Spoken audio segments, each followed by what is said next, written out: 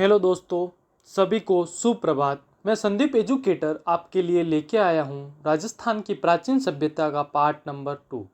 अगर जिसने अभी तक इस सीरीज़ का पार्ट फर्स्ट नहीं देखा है तो मेरे यूट्यूब चैनल संदीप एजुकेटर पर जाकर तुरंत देख लेवें, क्योंकि ये सीरीज़ मैंने आरपीएससी व आरएसएसबी द्वारा जो गत परीक्षाओं में प्रश्न पूछे जाते हैं उनकी एक अत्यंत महत्वपूर्ण सीरीज़ बनाई है जो आपके आगामी परीक्षाओं में बहुत ही कारगर साबित होगी। इसी के साथ मैंने मेवाड़ राजवंश का इतिहास, चौहान राजवंश का इतिहास, मारवाड़ राजवंश का इतिहास, गुर्जर प्रतिहार वंश तथा 1857 की क्रांति के वीडियो अपलोड कर चुका हूँ मैं। आप मेरे यूट्यूब चैनल पर जाकर आराम से देख सकते हैं। दोस्तों, लगभग 80 से 85% प्रश्न प्रीवियस ईयर में जो प्रश्न आए हुए हैं, मतलब गत परीक्षा में जो प्रश्न आए हुए हैं वही प्रश्न रिपीट होते हैं। इसी के साथ आज का पहला प्रश्न, कालीबंगा का उत्खनन कार्य किसके नेतृत्व में निष्पादित हुआ था? मैंने आपको बताया था कि कालीबंगा का उत्खनन 1961 ईस्वी में बीबी लाल, बीके थापर तथा जगपति जोशी के द्वारा किया गया था। तो इसमें देखिए, इसका सही उत्तर होगा बीबी लाल, ऑप्शन डी, ब्रज बिहारी लाल। अगला प्रश्न, निम्नलिखित में से किस स्थल से उत्खनन में अग्नि वेदिकाएं मिली थी? कालीबंगा के उत्खनन में 7 अग्नि वेदिकाएं मिली थी। ये मैंने पिछले वीडियो में आपको बता दिया था। दोस्तों, इन प्रश्नों को ही रट डालो आप, ये प्रश्न आपके लिए बहुत ही कारगर साबित होंगे। ये आरटेट 2011 में आया हुआ है। कालीबंगा में 7 अग्नि वेदिकाएं मिली थी। अगला प्रश्न, निम्नलिखित में से कौन सा पुरातात्विक कालीबंगा के उत्खनन से कभी भी संबंध नहीं रहा है? देखो दोस्तों, अमलानंद घोष ने तो खोज की थी, बीबी लाल ने उत्खनन किया था, बीके थापर ने भी किया था, पर के.एन. पुरी इससे संबंधित नहीं था।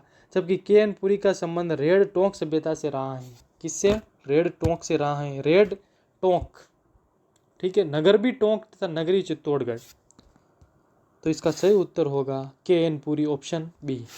अगला प्रश्न, निम्न में से राजस्थान के किस स्थल से प्राप्त मृद भांडों को लाल धरातल पर काले रंगों की सुंदर ज्यामितिक डिजाइन से सजाया गया है?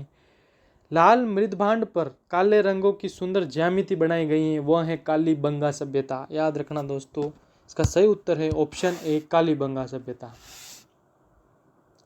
अगला प्रश्न, दोहरी रक्षा प्राचीर के साक्ष्य राजस्थान की किस सभ्यता से प्राप्त होता है? ये मैंने आपको बताया था, ये प्रश्न पिछले वीडियो में आया हुआ था। तो इसका सही उत्तर होगा कालीबंगा सभ्यता, ऑप्शन सी। 2 टीले थे, पूर्वी और पश्चिमी टीले था, दोनों के प्राचीर बनी हुई थी। अगला प्रश्न देखिए, प्राचीन काल में निम्नलिखित में से किस स्थान को ताम्रवती नगरी के नाम से जाना जाता था? ताम्रवती नगरी आहड़ को कहा जाता है, जबकि ताम्र सभ्यताओं की जननी किसको कहा जाता है? गणेश्वर सभ्यताओं को। क्योंकि गणेश्वर सभ्यता से जननी इसलिए कहा जाता है गणेश्वर सभ्यता को, क्योंकि उससे क्या सब एक्सपोर्ट वहीं से होता था, गणेश्वर सभ्यता से। जबकि ताम्रवती नगरी किसे कहते हैं? आहड़ सभ्यता को कहते हैं। तो इसका सही उत्तर होगा ऑप्शन बी। अगला प्रश्न, 7 अग्नि वेदिकाओं की पंक्ति प्राप्त हुई थी। 7 अग्नि वेदिकाएं कहाँ? कालीबंगा में मिली थी। दोस्तों, वह ये प्रश्न 2019 में आया, देखिए सेकंड ग्रेड संस्कृत विभाग में, और उससे पहले आरटेट 2012 में आया था। देखो दोस्तों, ये प्रश्न रिपीट हो रहे हैं, इसलिए अब मैं आपको कुछ नहीं बोलूँगा, आपके सामने है जो कुछ भी है, जो आप आराम से देख सकते हो क्या रियलिटी है। अगला प्रश्न, गणेश्वर सभ्यता का विकास किस नदी के किनारे हुआ था? गणेश्वर कहाँ है? सिक्कर, नीम का थाना, तो कांतली में, कांतली नदी वहाँ पे। तो इसका सही उत्तर होगा कांतली नदी।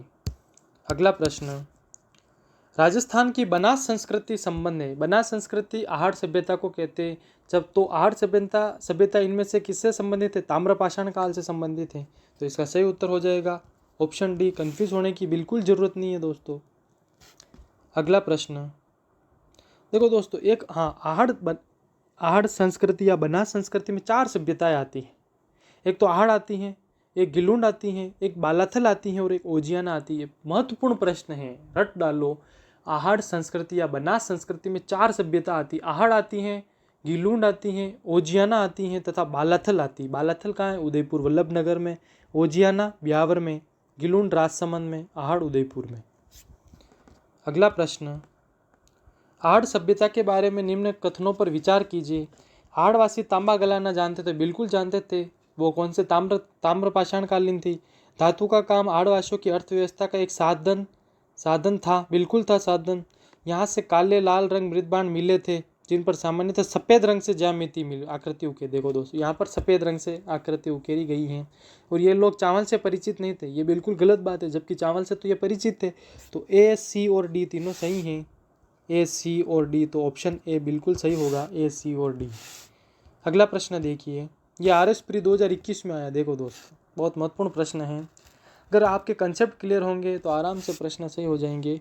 निम्नलिखित संस्कृति में से किसे बनास संस्कृति के नाम से जाना जाता है। देखो दोस्तों, तीसरी बार आ गया है। बनास संस्कृति किसको कहते हैं? आहड़ संस्कृति को कहते हैं।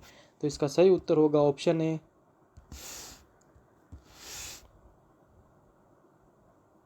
देखो, आहड़ सभ्यता को, संस्कृति को, हाँ, आहड़ सभ्यता को और क्या क्या कहते हैं? एक तो मृतकों का टीला कहते हैं, धूलकोट भी कहते हैं, ताम्रवती सभ्यता, ताम्रवती नगरी, ये सब किसको कहते हैं? आहड़ को कहते हैं। इसकी खोज किसने की? अक्षय कीर्ति व्यास ने। आहड़ से अ से अक्षय कीर्ति व्यास, बिल्कुल सिंपल है। आहड़ सभ्यता किस अन्य नाम से जानी जाती है? आगाटपुर से जानी जाती है। सही उत्तर ऑप्शन सी, आगाटपुर। धूलकोट भी कहते हैं इसको, मृतकों का टीला भी कहते हैं, बनास संस्कृति सभ्यता। अगला प्रश्न देखिए दोस्तों, धूलकोट कहाँ स्थित है? धूलकोट आहड़ को ही कहते हैं। तो इसका सही उत्तर होगा ऑप्शन डी, आहड़। अगला प्रश्न, दो मुंह का चूल्हा व बहुत प्रकार के बर्तनों के साथ सिल बट्टे व पेन निम्नलिखित में से किस स्थान से खुदाई में मिले थे? देखो, दो मुंह के चूल्हे जो मिले थे आहड़ सभ्यता में मिले। और ये प्रश्न पूछा जाता है कि जो दो मुंह के जो चूल्हे मिले थे वो किसके प्रमाण है? संयुक्त परिवार के प्रमाण है, इसीलिए चूल्हे मिले थे इनको, 2 से 3 मुंह वाले चूल्हे। और एक साथ 6 चूल्हे भी प्राप्त हुए थे। 6 चूल्हे का मतलब एक घर में अत्यधिक परिवार के लोग रहते थे, इसीलिए 6 चूल्हे होते थे। तो इसका सही उत्तर हो जाएगा ऑप्शन ए, आहड़ सभ्यता। तो दोस्तों, इसी के साथ आज की ये सीरीज़ समाप्त होती है। और दोस्तों, इस वीडियो को लाइक एवं शेयर जरूर करें तथा चैनल का सब्सक्राइब करें। और आपको अगर कोई उपाय सुझाव देना है तो मेरे YouTube चैनल पर कमेंट जरूर करें। इस वीडियो पर अवश्य कमेंट करें। धन्यवाद।